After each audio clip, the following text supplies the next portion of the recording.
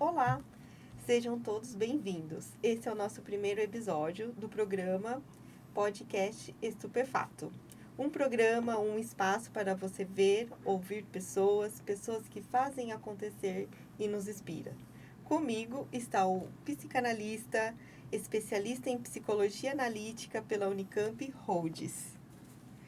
Um canal criado para a gente poder interagir, dividir conhecimento, agregar. Seja muito bem-vindo, Rhodes. Muito obrigado, Dani. Eu queria apresentá-la também, né? A Dani, ela é mãe do Lourenço. Ela vai estar nos ajudando aqui com o canal, né? Apresentando.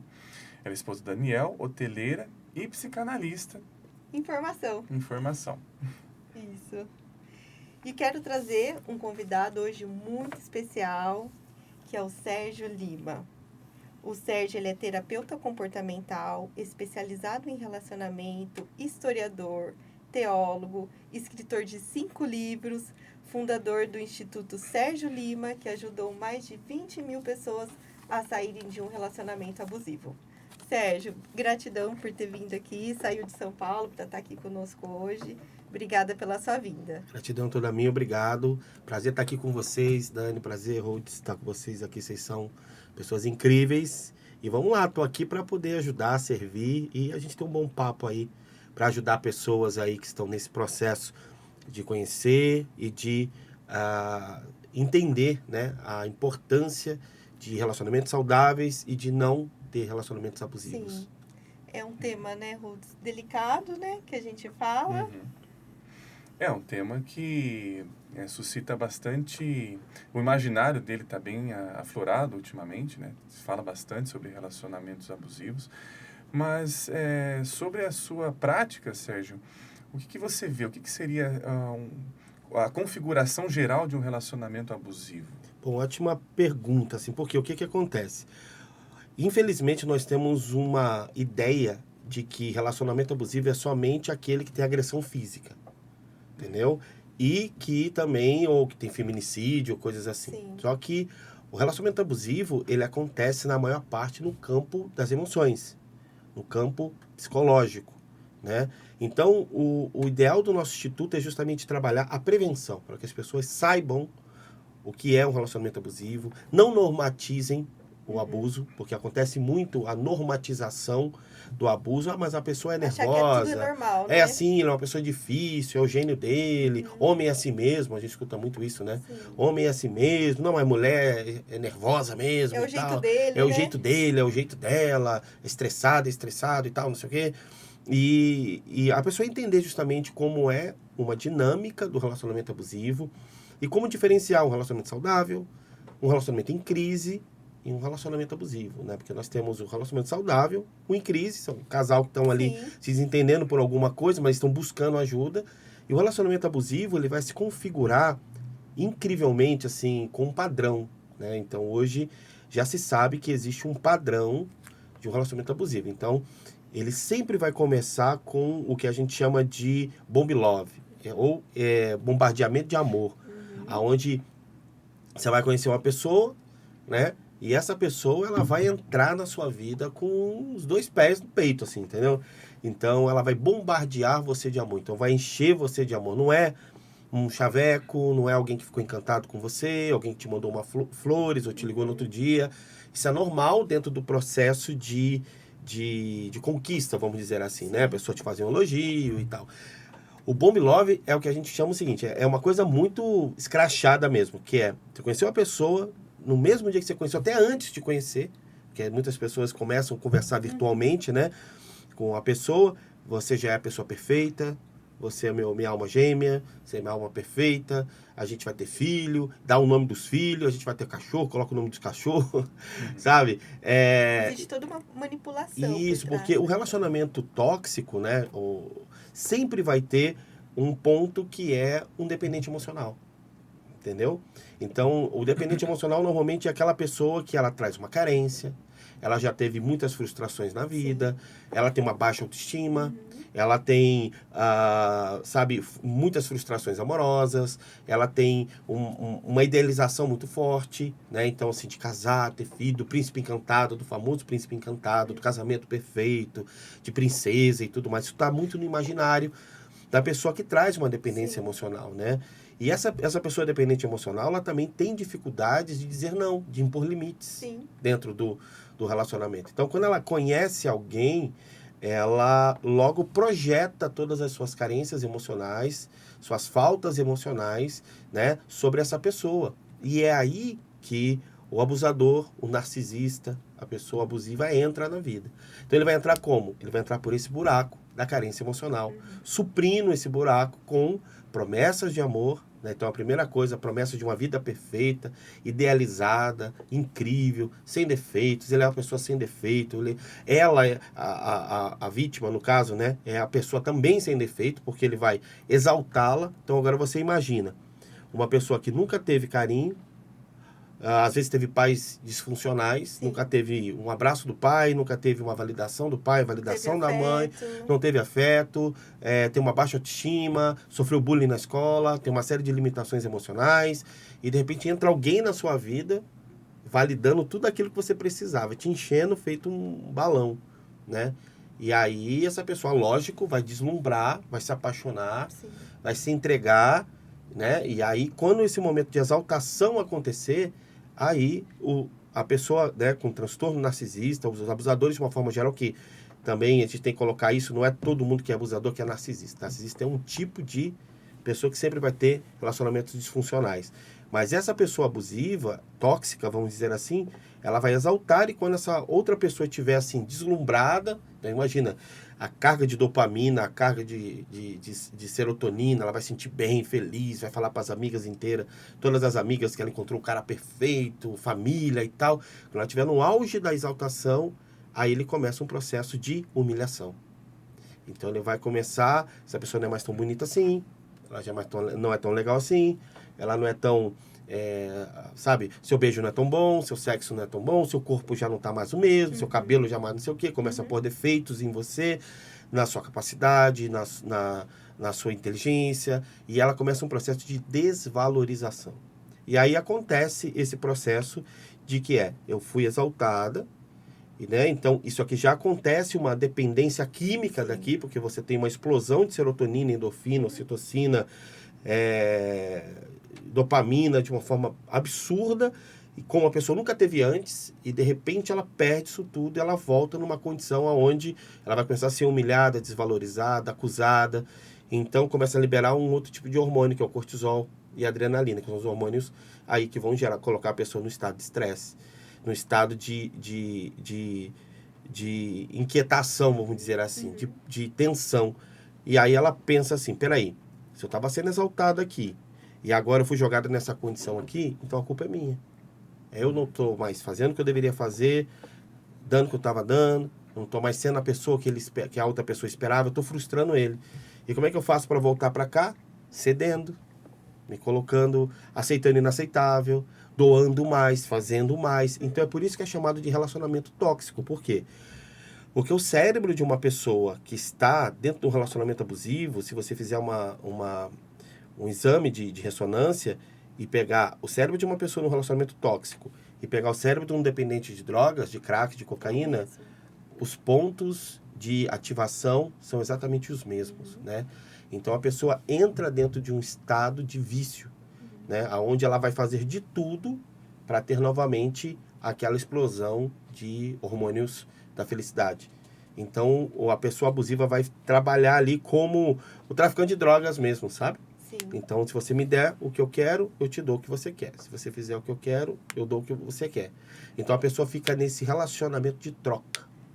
E aí vai criando esse ciclo tóxico que a gente chama, entendeu? E nesse caminho, ela fica, a dependente emocional, ela fica até sem personalidade, né? Ela não sabe quem ela é mais ali, né? E ela só se vê no outro. A despersonalização acontece demais. Por Sim. quê? Porque eu preciso ser sempre alguém que vai atingir as expectativas inatingíveis de alguém. entendeu? Então imagina, você está dentro de um processo aonde você não pode errar, você tem que ser melhor todo dia, você não pode dizer não, você tem que ter a emoção sempre adequada à emoção que outra pessoa quer. Então assim, a pessoa, não, hoje você está muito triste, eu quero que você fique feliz. Como assim? Entendeu? Ah, não, hoje você está muito feliz, aí pode baixar aí a sua bola e tal. Como assim? Se eu estou feliz, tem que deixar de estar feliz? Então você tem que estar sempre criando uma forma de igualar e de atingir as expectativas da outra pessoa. Então isso fica insustentável, porque você vai ter que abrir mão dos seus valores, dos seus princípios, muitas vezes da sua fé, Sim. sabe? Do seu ciclo. Por quê? Porque todo abusador, ele precisa afastar a pessoa do ciclo. Então, de repente, suas amigas já não são mais legais, sua família não é mais legal, Sim. seus filhos tomam muito seu tempo, seu trabalho toma muito seu tempo, sua religião toma muito seu tempo, você vai muito na igreja, você tem que deixar de ir. Acaba se afastando de todos. Ele vai isolando a Isolando pessoa. a Por quê? vítima. Porque quanto mais isolada a pessoa estiver, mais longe Mais do... dependente também. mais dependente ela se torna. Entendeu? Então, é um ciclo que vai começando aos poucos, muito bom, e aos pouquinhos ele vai se apresentando. E aí, quando você menos espera, quando você abre os seus olhos, você já está numa condição totalmente desfavorável e deplorável, entendeu? Difícil, né? E, Sérgio, você comentou que há essa questão da validação, né? Eu acho que é um ponto bem importante ali. A pessoa, então, ela vai sendo validada e depois isso é retirado. Sim. Pela sua prática, como é que você percebe que essa validação ela vai acontecendo e até chegar num ponto de que parece que virou o jogo ali, no caso? Quando o narcisista, ele percebe que a pessoa apaixonou. O objetivo dele é que a pessoa se apaixone por ele.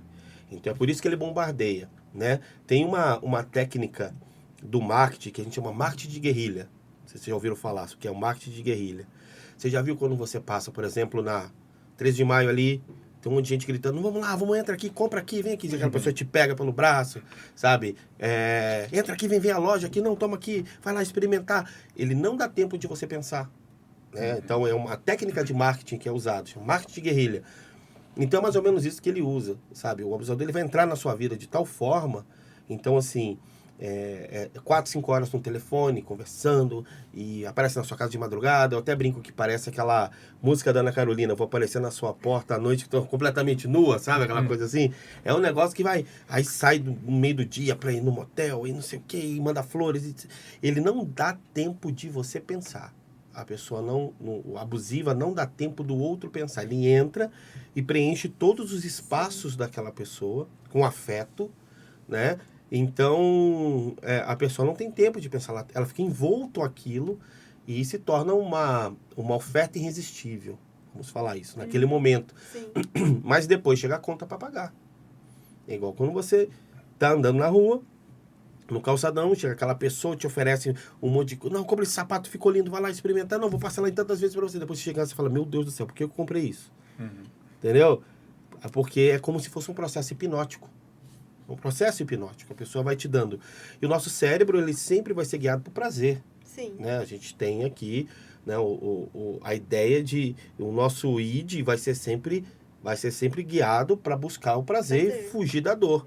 Então, quanto mais prazer eu tenho em algo, mais atrativo aquilo me torna. Né?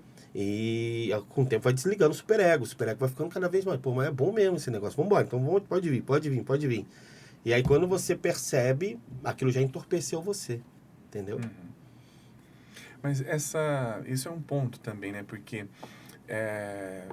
pelo que eu vejo, assim, em relação a esses relacionamentos, uma das coisas que é pontuada, né? Na pessoa que a gente está falando aqui, que é a dependente emocional, né? Que a gente pode chamar ela também uma pessoa que... uma ecoica, né? Que tem esse eco ali por detrás.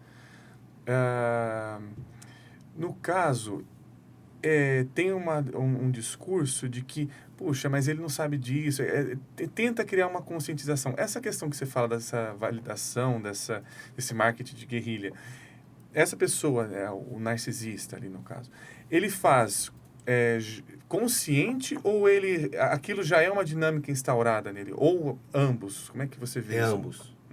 tá? Segundo os estudos, né, o narcisismo... Tanto que os primeiros estudos sobre transtorno de personalidade, que começaram a estudar, no caso, a psicopatia, né? Embora o termo narcisismo seja um termo cunhado no início do século XX, final do século XIX, por ali, né, que vem do mito de Narciso, você usou até o termo, né, ecoica, que a gente vai falar que é a Narciso Eco, aparece com Eco. com Eco, né, que é a ninfa Eco, que ficava tentando salvar Narciso. Ela ficava tentando ali, de certa forma, ela era apaixonada por Narciso, né, pelo personagem da mitologia, e quando o Narciso fica encantado com a própria imagem ali, se olhando no espelho, ela faz de tudo para tentar salvar Narciso, né? Então, essa ideia da salvadora, né, que existe sim no processo de relacionamento, entendeu? Abusivo. E aí, cara, qual foi a sua pergunta? Eu esqueci. Não, imagina. A pergunta foi muito na questão se essa dinâmica que o narcisista ele faz, ali no caso... Você é consciente. É consciente ou inconsciente ou tem uma... É verdade. Não, e aí, uma das grandes questões é que dos primeiros nomes a serem cunhados para transtorno de personalidade da psicopatia é loucura lúcida. Olha isso, loucura lúcida, né? Ou seja, a pessoa ela está num estado de delírio, então já se sabe que psicopatas vivem num estado de delírio, né? Paranoico, não tem aí um desdobramento do transtorno paranoide, mas ele ainda mantém o contato com a realidade. Ele tem noção de tudo que está acontecendo aqui, sabe? Ele não perde a noção da realidade, ele não perde a noção dos atos, daquilo que ele faz, ele sabe exatamente o que ele está fazendo, mas ele está obedecendo o comando do delírio. Entendeu?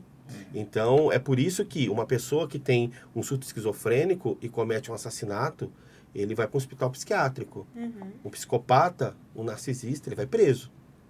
Entendeu? Ele não vai para o hospital psiquiátrico. Por quê? Porque ele tem totalmente consciência daquilo que ele está fazendo. E toda pessoa com transtorno de personalidade, né, psicopatas, sociopatas, narcisistas, do grupo B ali do Manual de Transtornos Mentais, que é o DSM-5, eles têm total controle do que fazem e são sádicos. Então, os antissociais e narcisistas, eles têm aí comportamento de sadismo, ou seja, eles sentem prazer em gerar a dor na outra pessoa. Né? Então, o narcisista é aquele que precisa pisar em alguém para se sentir alguém.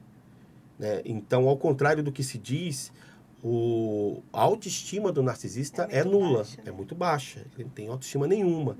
Então, ele cria essa capa de proteção, de que ele é uma pessoa incrível, que ele está acima da média, que ele é mais bonito que todo mundo. Ele é superior. Superior é todo mundo, mas ele não conhece a própria imagem, entendeu? Ele não conhece a própria imagem, ele não se vê no espelho, né? Essa é a questão do mito. E aí o narcisista é aquele que precisa criar, tem um vazio existencial tão grande, e ele precisa criar essa compensação, né, de identidade, que é onde ele precisa se sentir. Todo excesso esconde uma falta. Né? Sim. Então, isso é uma lei da psicologia. Todo excesso esconde uma falta. Então, quem se acha acima de todo mundo está escondendo algo. Uma grande falta. Exatamente, entendeu? Então, esse vazio existencial vai gerar com que ele tenha comportamentos sádicos, ou seja, eu preciso gerar dor no outro. Essa dor que está em mim é tão insuportável, esse buraco que eu tenho aqui é tão insuportável que eu preciso gerar isso em outra pessoa, né? Nós sempre vamos transformar a outra pessoa exatamente quem nós somos. É uma tendência nossa de sobrevivência, né? Então, você vê, se você tiver um amigo, por exemplo, que ele é obeso, ele sabe aquelas caras que gostam de comer, você chegar na casa dele tem um monte de panela, de prato, aí você vai comendo, ele fala, não, mas tem sobremesa, come mais. Então, você vai ver que ele vai fazer um esforço para você seja gordo também. Que ele vai te dar comida, come aqui, não sei o que, vamos fazer churrasco, fazer isso. Você tem um amigo fitness, ele vai te levar para academia. Sim. Você tem um amigo religioso, ele vai te levar para a igreja. Você tem um amigo intelectual, ele vai te dar um livro de presente. E se você tem um amigo narcisista, ele vai te transformar em uma pessoa assim também. Então, eu recebo muitos relatos da pessoa dizendo assim, eu acho que a narcisista sou eu. Eu acho que o problema sou eu. Eu acho que a pessoa errada sou eu. Eu acho que a abusiva sou eu. Porque a pessoa começa também a ter comportamentos abusivos dentro do relacionamento, entendeu? Ela também começa a ficar manipuladora, até por uma questão de sobrevivência, né? E se eu convivo com alguém, nós temos as células espelho, né? Os neurônios espelho. Então, se eu convivo com alguém, eu vou espelhar sempre nesse alguém. né? Então, eu vou repetir o comportamento desse alguém. Hoje a gente está aqui em Campinas. Se a gente for morar no Nordeste, em 6 meses está falando o mesmo sotaque das pessoas de lá, né? E a gente vai estar se comportando como as pessoas de lá. É natural isso. Então, se você vai convivendo com o narcisista, aos poucos você vai também desenvolvendo esses traços patológicos, vamos dizer assim. Não que a pessoa que está com o narcisista se torne um. Não. Mas ele vai ter isso. Mas ela vai se estranhar. É a despersonalização. Peraí, mas eu nunca gritei com ninguém, agora eu tô gritando. Peraí, eu nunca fui controlador, agora eu sou. Nunca fui ciumenta, agora sou. Peraí, eu nunca fui de pegar no pé, agora eu tô... Não, nunca fui de me descontrolar, agora eu tô descontrolando. Nunca fui de beber, agora eu tô bebendo. Nunca fui de usar droga, agora essa pessoa me ofereceu, eu tô usando também. O que tá acontecendo comigo? E a empatia também vai deixando um pouco de lado também? Nesse sentido, não. Por quê? Porque é a empatia que salva a pessoa que está como vítima do narcisista. É a empatia que salva. Por quê? Porque a pessoa começa a olhar que ela está fazendo mal para ela mesma e para quem ela convive. Ela começa a perceber que os pais estão tristes, os filhos estão tristes, ela perdeu o emprego, os amigos já começam a se afastar. É a empatia que salva. Entendeu? É importante, né? A empatia de entender que, opa, o que está acontecendo comigo? Sabe? O narcisista não. Como ele tem a chamada empatia fria, Quase nula, né? O porquê? Porque ele reconhece, ele sente, ele sabe que o psicopata, ele não tem uma noção empática, tá? Então, o psicopata, ele é zero empatia. Ele não consegue ter nenhum tipo de dó, de pena, de preocupação com quem quer que seja. O narcisista tem, você acredita? Então, quando ele maltrata a pessoa, ele fala, puxa vida, né? Como que eu peguei pesado com a pessoa lá. Mas tá bom, ela mereceu. Quer dizer, ele sente, mas ele trava. Por isso que é empatia fria, né? Ele sente, mas ele não se permite expressar a empatia. Ele não se permite agir ativamente com a empatia. Ele trava. Ele coloca a culpa no Ele outro, sente né? e segura. Ah, mas ela mereceu. Mas também, né? Se ela não tivesse feito isso, também não teria feito. Não teria Então, agido assim, o né? ego do narcisista, ele consegue segurar a empatia. Quando tem que ser o contrário. Entendeu? A empatia conversa com o ego, né? E eles se ajudam a formar uma personalidade, formar uma identidade saudável. Nesse caso, não. O ego do narcisista é tão grande e a empatia vai ficando tão pequena que o ego toma totalmente esse lado empático. E, Sérgio, você foi falando, foi lembrando de uma coisa, que eu acho que é importante também, que eu ia trazer mais a sua visão clínica, a sua visão de trabalho em relação a essa questão do narcisista. Esses dias, teve um paciente meu que ele comentou que ele viu algum canal, viu algum lugar, não especificou, mas de que era se não me engano, era uma profissional, mas ele não especificou se era terapeuta, qual que era, mas era um lugar difundido, né? Então, inclusive, ele mora em outro país, então era um canal amplo. E ele falou assim que, pelo que ele entendeu, que a pessoa passou, a pessoa narcisista, ela não tem essa... É como se ela não tivesse sentimentos. Ele entendeu nesse sentido, como se ela não sentisse. É por aí ou não é? Não é. Por quê? Porque se não tivesse sentimento, seria um réptil. Isso é importante, exato. Porque, na verdade, quando um profissional fala assim, narcisista não tem sentimentos, psicopata não tem sentimento, na verdade, tem. Porque o psicopata sente prazer no que faz. Prazer é um sentimento. Quando ele sente medo. O medo é um sentimento. Sim. Entendeu? Ele sente tristeza quando ele não consegue atingir um objetivo. E tristeza é um sentimento. É o que a gente chama de... Então, quando a pessoa fala assim, narcisista não tem sentimento, psicopata não tem sentimento, na verdade, o que ele está dizendo é o seguinte, eles não têm responsabilidade afetiva, conexão afetiva. Então, não existe uma conexão afetiva. Todo relacionamento de um narcisista será um relacionamento de troca. Ele vai se relacionar com alguém somente para conseguir o que ele quer com aquele alguém. Entendeu? Então, o narcisista, ele tem, sim, sentimentos. Mas o que eu chamo de sentimentos disfuncionais. Então, por exemplo, o narcisista, ele não consegue gerar sentimentos nobres. Eu tenho uma teoria minha que eu digo o seguinte, que nós temos uma glândula emocional. Né? Como a gente tem a suprarrenal, como a gente tem a pineal, e por aí vai. Né, a tireoide, que produzem hormônios, né? Nós temos uma glândula virtual, vamos dizer assim, tá? Que é a empatia. Existem sentimentos que somente a empatia pode gerar. É o que eu chamo de sentimentos nobres. Então, que é amor, fraternidade, gratidão, perdão, altruísmo, sabe? Então, são sentimentos nobres que somente quem tem empatia, ou como dizia Carl Jung, só quem tem a centelha divina pode produzir. O narcisista, como ele não tem, o psicopata, como não tem essa empatia, ele não consegue gerar sentimentos nobres. Então é por isso que a gente fala assim, narcisista não ama. Então é esse amor que a gente chama de amor empático. Porque na verdade existe um amor narcisista. Entendeu? Então assim, ele não vai gerar este amor que nós entendemos como este amor romântico, como esse amor de responsabilidade afetiva. Então, ele não vai gerar sentimentos nobres, mas ele tem. Inclusive, tem uma pesquisa muito bacana que descobriu que psicopatas sentem depressão. Entendeu? De uma universidade dos Estados Unidos. E como é a depressão do psicopata? Que também se estende para o narcisista, que são transtornos irmãos ali, né? Que é o seguinte, ele sente depressão não por ter um arrependimento do que ele fez. Ele sente depressão por não ter sido tão perverso como ele gostaria. Nossa, pesado, né? Entendeu? Então, quando ele não consegue atingir o objetivo, ele entra numa espiral de depressão ao ponto de ter tendências suicidas. Entendeu?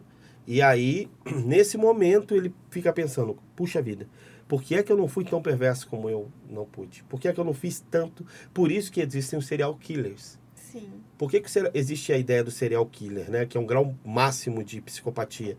Porque o serial killer, ele mata uma pessoa, ele esquarteja. Ele fala, por que não esquartejei mais? Então eu preciso matar mais alguém para esquartejar mais. Aí ele vai, puxa vida, mas esse aqui eu não cortei daquele jeito que eu gostaria. Então eu preciso de outra vítima. Então é como se ele deprimisse para poder se aperfeiçoar na sua perversidade. Entendeu? Então isso é muito profundo. E o narcisista vai ter isso. Então é por isso que dentro do relacionamento abusivo, existem várias idas e vindas, né? Então o narcisista faz que a gente chama de processo de descarte, dá um tempo, ele volta para o processo que a gente chama de hoovering, né? Que Hoover é uma marca de aspirador de pó nos Estados Unidos e cunhou-se esse termo que é o hoovering, que é quando a pessoa atrai para dentro, né? Então, trazer de volta para o ciclo. E toda vez que o narcisista volta para o ciclo, ele chama a pessoa, ele vai na vítima para trazer para o ciclo, é para ser pior. E aí ele vai vir com todo o processo de mudança, vou mudar, vai ser tudo diferente, vamos fazer tudo diferente, eu sou um novo homem, descobri que te amo, estou sofrendo muito. E é muito interessante que esse ato do narcisista, quando ele está sem a vítima, ele realmente se deprime.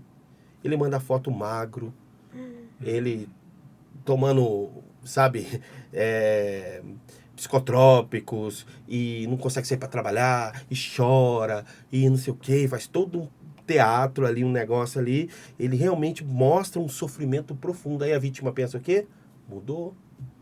Nossa, mas na verdade essa depressão não é o arrependimento do que ele fez, é o arrependimento do que ele não fez, de ser perverso dentro do relacionamento. Pesado, né?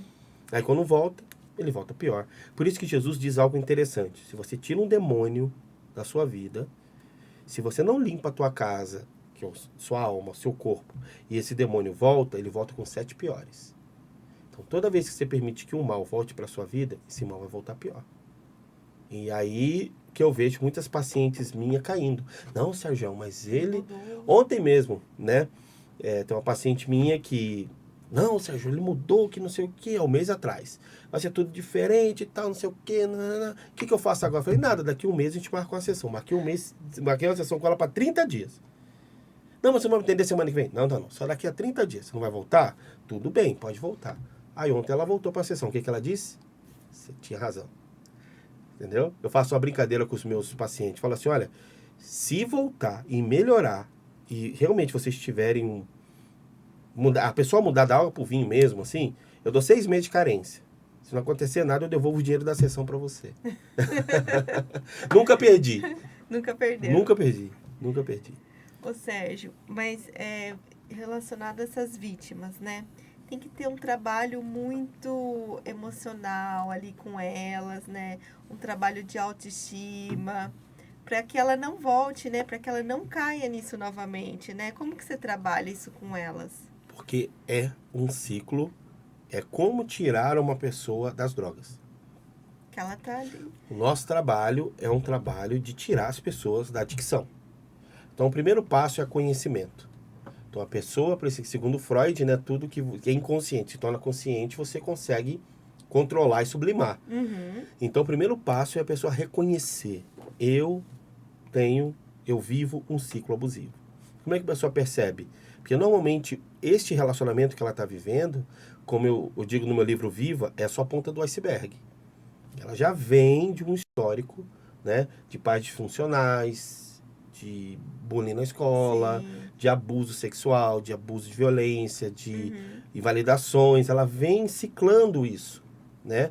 E aí, quando ela chega no relacionamento, ela fala, opa, o que está acontecendo comigo? Mas se ela olhar para trás, ela vai ver que ela tem um histórico ali, né? Então, é entender, eu tenho um problema. Eu tenho uma O dependência primeiro passo emocional. é esse, É reconhecer. reconhecer. Eu tenho um livro chamado 21 Dias para Nunca Mais, que está esgotado.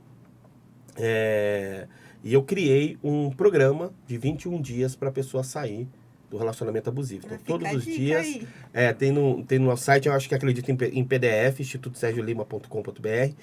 E esse livro, ele é um programa de 21 dias, né?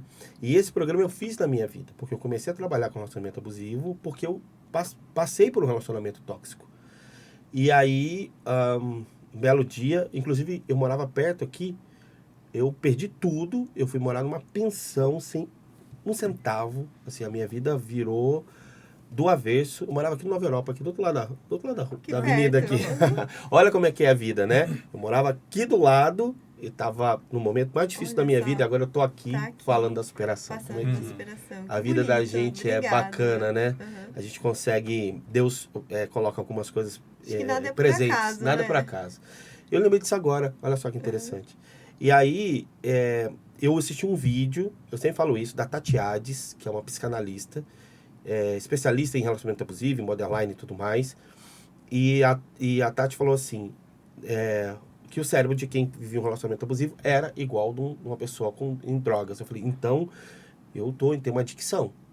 E aí, o que eu fui fazer? O que eu fiz? Eu peguei um papel, sulfite, escrevi Clínica de Recuperação do Sergião. Coloquei na parede, lá de onde eu morava. Eu falei, a partir de hoje eu vou entrar num processo de desintoxicação. Então, eu já era terapeuta, já tinha conhecimento de psicanálise, de PNL, de coach e tudo mais. Terapia cognitivo comportamental, que é a minha especialidade. E aí eu peguei e falei assim, peraí, se isso que eu levo para as pessoas é verdade, eu vou aplicar em mim. E aí eu comecei a aplicar em mim as técnicas, fazer exercício físico, mudei a alimentação, trabalho, sono, exercício terapêutico e o mais importante de tudo, contato zero.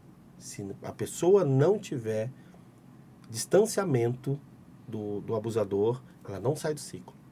Não tem como você sair do crack na cracolândia, não tem como você sair do álcool e não beber todo dia. Você usa o método da pedra cinza? Tem que ter. Tem que ter. Contato zero, quando você não tem vínculo nenhum com essa pessoa, filhos, empresa, negócios, essas coisas.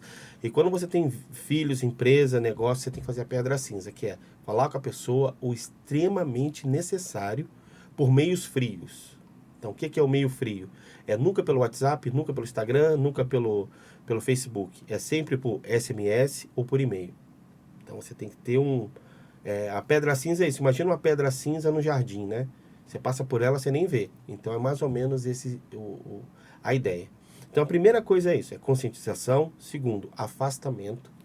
Tem que ter distanciamento físico, distanciamento emocional e distanciamento financeiro. Sem isso, você não consegue. E terceiro, reprogramar a vida. Aí você vai olhar para dentro e você vai ter que mergulhar nisso. Então, a terapia é importantíssimo nesse processo. Não adianta, né? É fundamental, entendeu? Porque você vai conversar com um amigo, com uma amiga, o que ela vai falar para você? Vai pra balada, entra no Tinder, arruma outro, vambora, vida que segue. Mas você tem um padrão mental. Sim. Né?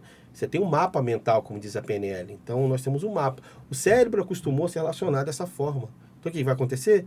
Eu chamo Ctrl-C e Ctrl-V do abuso. Então, você deixa um abusador aqui, você encontra ali na frente. E aí começa o viés de validação, que é uma coisa importante. Que é o que é o viés de validação? Poxa, só tem homem assim. Nossa, só tem mulher assim. Nossa, todo mundo que eu namoro é assim. Nossa, só tem homem abusivo no mundo. Não, tem muito cara legal, muito cara bacana. Tem muita mulher bacana, tem muita mulher legal que quer casar, quer ter filho. Tem muito homem bacana, honesto, que não trai, quer casar, quer ter... Tem um monte. Você não consegue acessar esse mundo. Por quê? Você está programado mentalmente, através das suas crenças, através dos seus traumas, através das suas crenças limitantes, através das suas experiências, né, a repetir esse ciclo.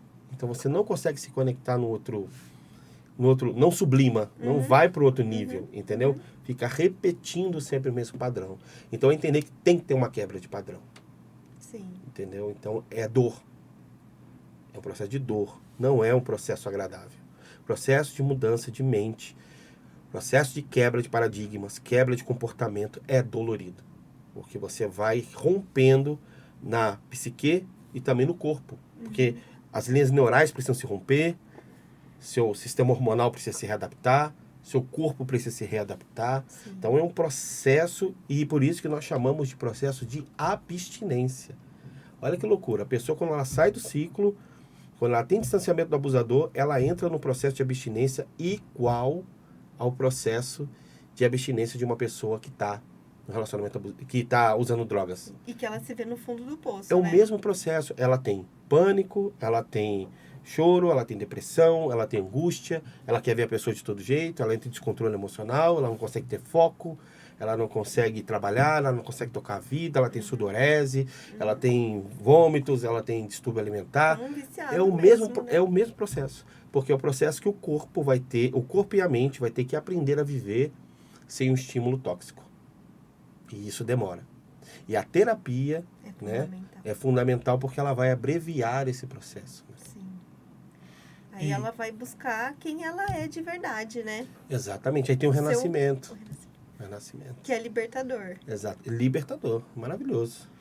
E, Sérgio, uma coisa que é importante, né, já engatando nesse assunto, qual que seria a diferença, então, desse tipo de relacionamento, né, desse relacionamento que já é uma configuração abusiva, de um relacionamento em crise?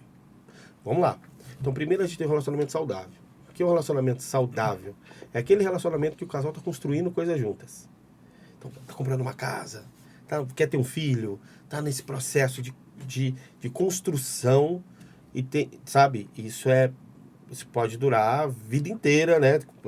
Aquele casal que tem projetos, que trabalham juntos, que crescem juntos, que junta dinheiro junto, que quer alcançar. A gente tem relacionamentos estáveis. O que é um relacionamento estável? Aquela pessoa que já está 15, 20, 30 anos, já comprou a casa, já criou os filhos, já tem um carrinho na garagem. O que elas vão fazer? Viver de boa até o fim. Então, estabilizou, tá? E você tem um relacionamento em crise. É quando os dois enfrentam um problema adverso, tá? Então, o que é um relacionamento em crise? Um quer mudar para o Nordeste, o outro quer ficar aqui. Aí eles entram numa crise, um quer ter um filho, outro não quer ter um filho. É algo pontual. Mas qual que é a diferença? Os dois vão trabalhar para resolver aquilo da melhor forma. E se não conseguirem resolver aquele problema, eles chegam à conclusão que esse problema pode ser adiado ou vai significar o fim do relacionamento, e eles vão fazer isso da forma mais respeitosa possível. Entendeu? Então um vai respeitar, ó, não dá mais pra gente seguir. Sim. Como é que a gente vai fazer? Você vai pra lá, eu vou pra cá, tá tudo bem. E a gente vai cuidar das dores, de cada um de si. Se tiver filho, vamos continuar sendo pais, vamos continuar ajudando nossos filhos e tudo bem. E o relacionamento abusivo é um relacionamento que é marcado nesse sentido por uma pessoa que vive no problema e uma outra pessoa que quer salvar essa pessoa do problema. Então, o relacionamento abusivo não tem solução de problemas. Só tem multiplicação de problemas. Sim. Entendeu? Então, você leva uma questão para uma pessoa. Vamos jantar final de semana? Não quero ir. Tá, tudo bem. Então, resolvemos. Só que o relacionamento abusivo, não. Mas você não quer ir porque você tem outra. Você não quer ir porque você tem outra. Mas você não quer ir porque é comigo. Você não quer ir porque foi eu que escolhi. Então, de um problema, vira 2, vira 3, vira 5, vira 10. E os problemas nunca se resolvem. Nunca se resolvem. É interessante que as pacientes falam assim, pra mim, a gente brigou ontem. Foi sobre o quê? Nem sei. Olha. Só sei que A a que gente ponto ficou que a noite chega, né? inteira no WhatsApp, brigando e tal, e não sei o quê. Mas qual foi o motivo da briga? Não sei. E esse é um outro ponto, né, Sérgio, que é importante. Há um estímulo excitante nisso? Há uma excitação nisso? A busca dessa briga seria nesse sentido? É uma excitação dos dois lados. Uhum. Por quê? Porque brigar também é uma forma de ser visto. Brigar também é uma forma de ser amado. Não é verdade? Sim. Você não briga com quem não importa pra você. O que não importa pra você, não importa pra você. Você só vai brigar com quem Você importa pra arruma, você. A criança, ela entende também a briga como afeto. Tanto que quando a mamãe dá uma palmadinha na criança, a criança sai chorando, o que a criança faz? Mamãe, te amo. Ela vem, abraça e beija. É. Né? A criança, quando ela tá subindo no muro, fazendo uma arte, a mãe grita com ela, desce daí, criança, que não sei o que, você vai cair, olha isso. A criança se sente amada. Nossa, a mamãe se preocupa comigo. Tá zelando, Ela né? briga Tá comigo. cuidando. Ela entende a briga, ela entende alguém ir contra ela com a forma de amor. Então, o que você falou é uma questão de se torna assim, eu sou visto através da briga, eu sou importante, olha só, tá a noite inteira comigo aqui no WhatsApp, então eu sou importante, entendeu? Olha aqui, olha só, veio aqui na minha casa de madrugada, olha aqui, foi lá no meu trabalho, entendeu? Olha aí, pegou meu celular, fuçou as coisas. Então, é uma maneira tóxica de ser visto, de se sentir amado. Né? Então, no relacionamento tóxico, tudo é invertido. Né? O afeto é dado de maneira invertida, a atenção é dada de maneira invertida. Então, como é que você tem a atenção da pessoa? Quando ela briga, quando ela tem ciúme, quando ela xinga, né? E é por isso que um dos pontos que mais causam dor dentro do relacionamento abusivo é o que a gente chama de tratamento de silêncio. É quando o abusador bloqueia essa pessoa. Descarta. Não, ela não descarta, ela só bloqueia. Só bloqueia. Ela fica uma semana sem falar, fica 15 dias sem falar, fica uma semana, ela some no mapa. Ela dá um ghosting, a gente chama isso, vira um fantasma, e aí a vítima entra em pânico. Sim. Porque ela tá totalmente dependente da Cadê outra, a minha né? atenção? Cadê a pessoa? Sumiu como assim? Né? Então, é realmente isso. A pessoa se sente amada desta forma. E é por isso que tem que sair disso. Porque é uma maneira tóxica de ler a realidade afetiva. É uma maneira que traz danos psicológicos para receber um afeto a todo custo. Não é verdade? Sim. Então, é isso que a gente precisa observar. Que é fundamental. Uma coisa também, né, em relação a isso, porque essa dinâmica é uma dinâmica que é excitante dos dois lados, no caso. Dos dois né? lados. E essa questão que eu trouxe da excitação para pensar sobre isso, seria que ela não provoca uma reflexão dos dois lados também. Porque isso é o que vai trazer ao casal que eles consigam se relacionar, né? Que essa palavra funcional ali, no caso. Que quando não há uma possibilidade de reflexão, de uma parada dos dois lados, quando só há de um, não há possibilidade de uma relação ali. Não. Porque é uma relação onde o dependente emocional, que a gente fala muito também do lado narcisista, né? Mas o dependente emocional, que está dentro dessa relação, ele vai assumir 3 tipos de comportamentos. Existe um comportamento padrão. O primeiro é instinto da salvadora ou do salvador. Então, eu preciso salvar essa pessoa. Eu Entendeu? consigo fazer essa pessoa Eu consigo mudar, fazer né? essa pessoa, porque o dependente precisa se sentir importante. Sim. Puxa, não tem nada mais eletrizante do que a gente salvar alguém. Então, nosso imaginário. O Super-Homem salvava a Lois Lane, você tem o Homem-Aranha, né, com tal, os heróis, os príncipes, tudo tá aqui no nosso imaginário. Então, se eu salvo alguém, eu me redimo. Né? Se eu salvo alguém, eu ganho uma medalha. Se eu salvo alguém, eu me torno alguém importante. Se eu salvo alguém, eu saio de uma condição de plebeu e passo a ser um nobre. Eu sou visto, né? Eu sou visto, eu sou reconhecido. Então, Eu preciso desse mérito. essa ideia de ser o salvador é uma ideia de uma tentativa de resgate do ego, né? E aí, quando essa pessoa... Então, ela entra num processo de eu vou salvar essa pessoa. Por isso que o dependente emocional, ou também o codependente emocional, que é um desdobramento disso tudo, vão sempre se relacionar com pessoas que precisam ser salvas. Então, é o cara que tem problema emocional, é o cara que é desregulado emocional, é o cara que tem problema com ex, é o cara que tem problema com droga, é o cara que tem problema com morais. Então, ela precisa salvar esse cara. Então, ela quer levar esse cara para a igreja, ela tem aquela ilusão que ela vai lá na igreja, vai dar o testemunho, olha, Deus restaurou meu relacionamento. Ela tem essa ideia salvadora. Quando ela não consegue salvar, ela vai para o papel de vítima. Entendeu? Olha, fiz tudo por ele é um ingrato, essa pessoa não sei o quê, olha como eu sofro, olha a minha dor, me abandonou com os meus filhos, me descartou e tal, ele é uma pessoa horrível, vítima.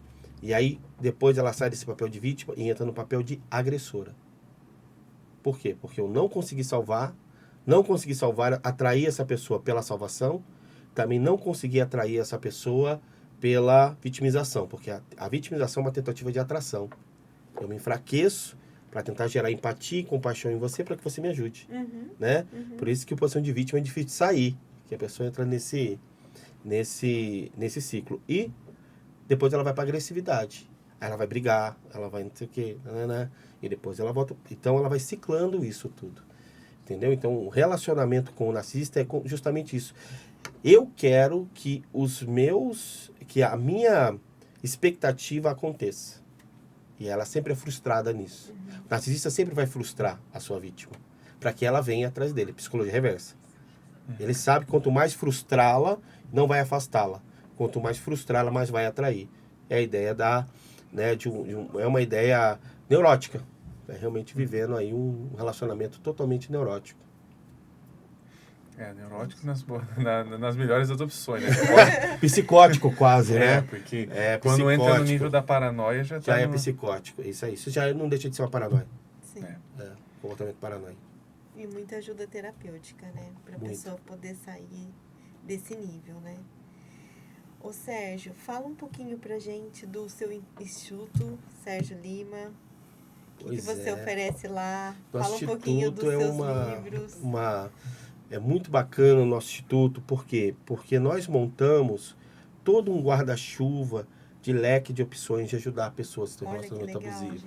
Né? Então, hoje lá no instituto nós temos atendimento terapêutico, né? E a gente trabalha com a terapia cognitiva comportamental como base, né? Que a gente entende que dentro do momento que a pessoa chega, a terapia cognitiva é aquela que vai ser mais rápida no processo, tá? E a gente usa psicanálise, PNL, neurociência, e nós montamos o que a gente chama ali de método VIVA. Então, esse método nós já ajudamos terapeuticamente, dentro do consultório, mais de 20 mil pessoas. Olha, que bacana. Então, quando a gente coloca 20 mil pessoas, não são 20 mil pessoas alcançadas, são 20 mil pessoas atendidas em consultório, né? E aí, nós temos hoje a minha esposa, a doutora Luísa Gonzaga, que é médica integrativa, endocrinologista, que ela vai fazer também um atendimento para essas mulheres que chegam com problemas... Ela está com você nesse Sim, projeto. também. Então, ela faz todo esse atendimento, né? Porque a pessoa tem desregulação hormonal, de vitaminas, de intestino, porque o relacionamento abusivo vai trazer doenças psicossomáticas, ativa doenças autoimunes, né? E por aí vai. Então, ela faz esse atendimento. Também temos o Dr. Paulo Emílio, que é psiquiatra, tá? Que também vai ter esse olhar, né? Então, psiquiatra, nós temos a doutora Cláudia Godoy, que é advogada, tá? Que ela dá todo um processo de assessoria às pessoas que estão passando por relacionamento abusivo, Lei Maria da Penha, divórcio, pensão alimentícia, tem toda uma medida protetiva para atender a vítima que chega Exatamente. Lá. Que legal. Nós temos a doutora Fernanda Cruz, que atende também crianças e adolescentes, tá?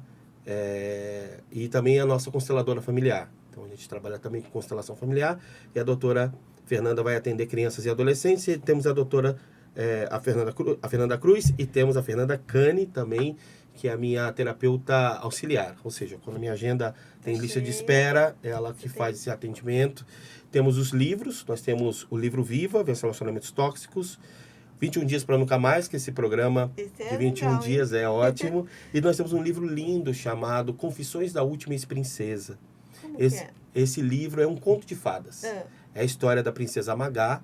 Ela é a última princesa do Reino Encantado. Todas casaram, foram embora com os príncipes e ela ficou.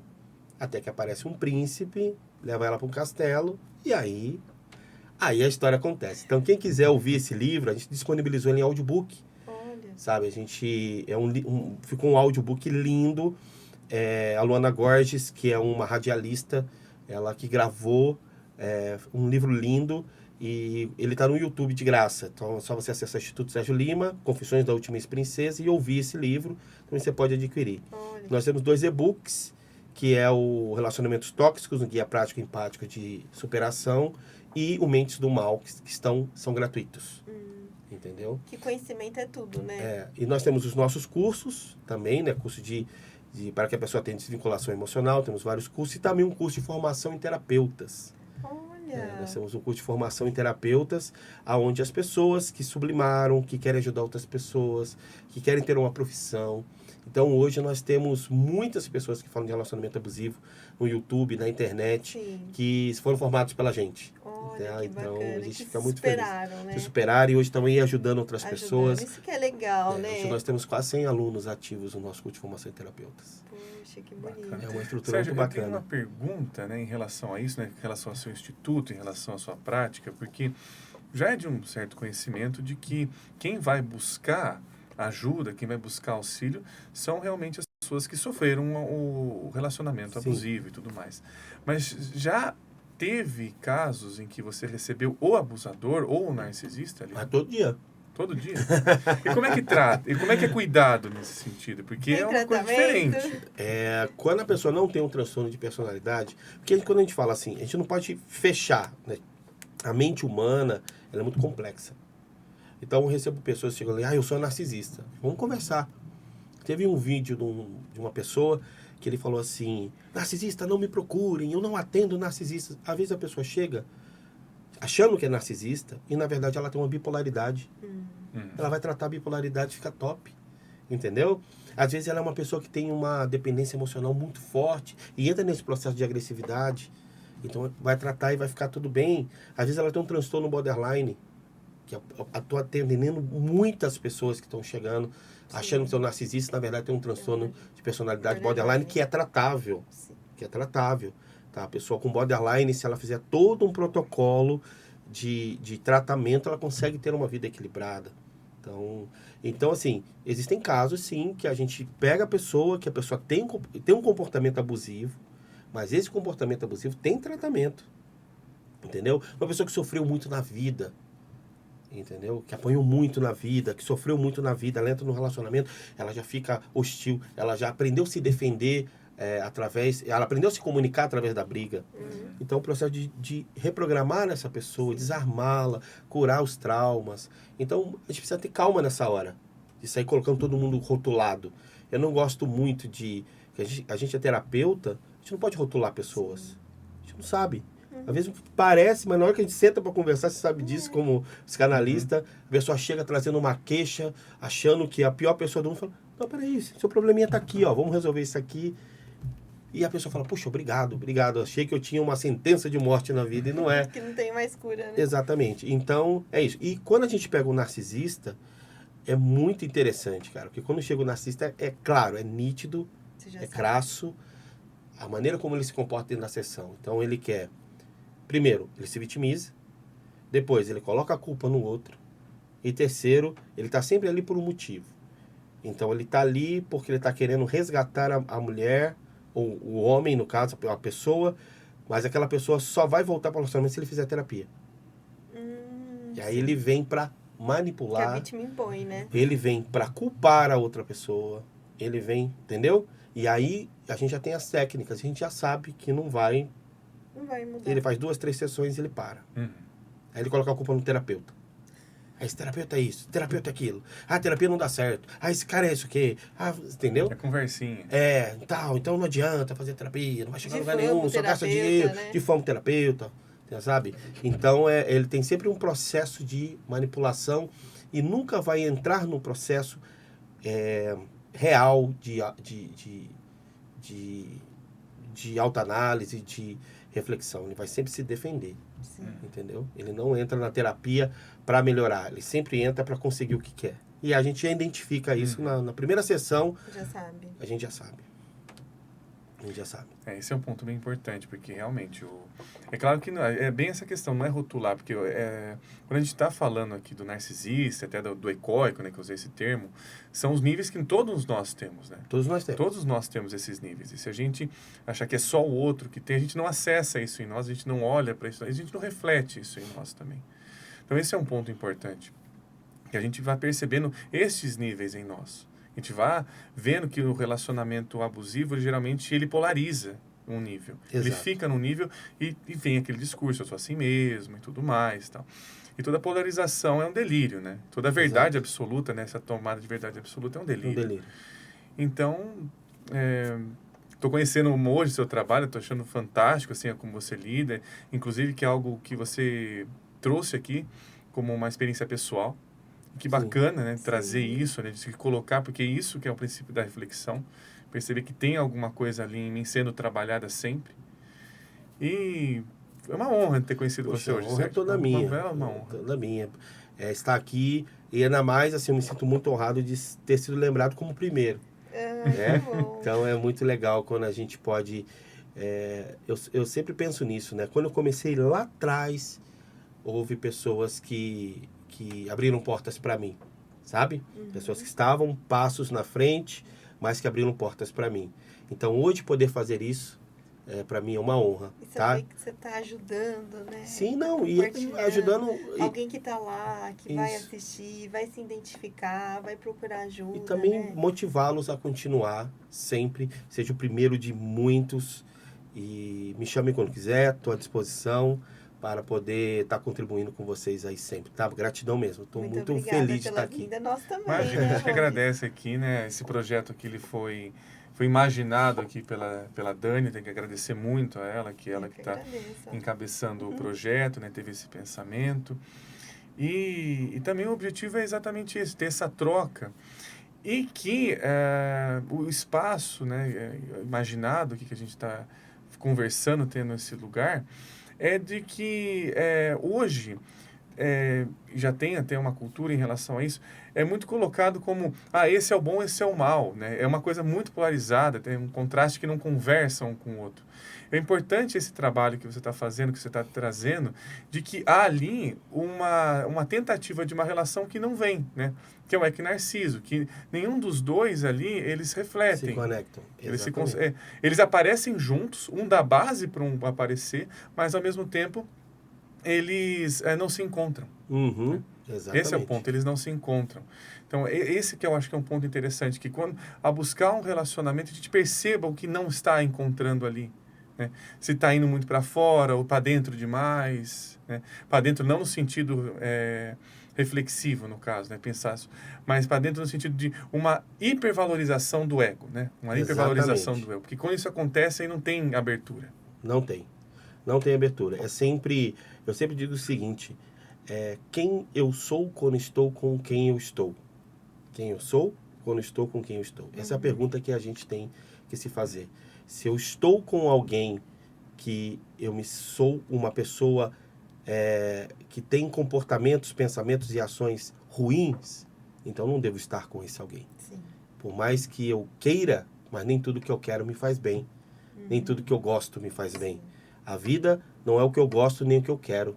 A vida é o que tem que ser feito para fazer bem para mim e fazer bem para o outro. Então, que possamos ter relacionamentos que nos façam bem sempre. E essa seja justamente a divisão entre nossas vidas, sabe? Se eu preciso forçar para que alguma coisa fique boa, porque ela já não é boa na sua natureza. O que é bom é bom. A praia é boa, a montanha é boa, né? Que a gente não precisa forçar para a praia ser né? bonita. Ela é bonita, a gente só tem que desfrutar. Que os relacionamentos sejam assim. Sim. Que a gente não precise forçá-los para ser alguma coisa, mas que a gente possa trabalhar para que eles melhorem cada dia. Perfeito. E Sérgio, por favor, pode falar suas redes sociais.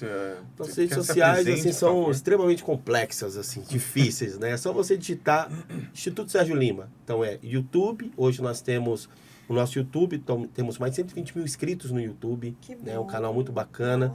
Nossa, temos mais de 1000 vídeos, então só Instituto Sérgio Lima, digitar no YouTube, TikTok, Instituto Sérgio Lima, Instagram também, Instituto Sérgio Lima, lá tem todo o nosso conteúdo, acesso aos e-books gratuitos, terapia, bom. curso, Olha só, gente, tudo lá. que Só ir lá legal. e acompanhar a gente, só seguir. Bacana, Sérgio. Muitíssimo obrigado. Eu que agradeço. Também quem quiser pode acompanhar nossas redes sociais, né? Tem o canal do Freud Estupefato, né? Que é o meu canal profissional, né? Que eu vou lá.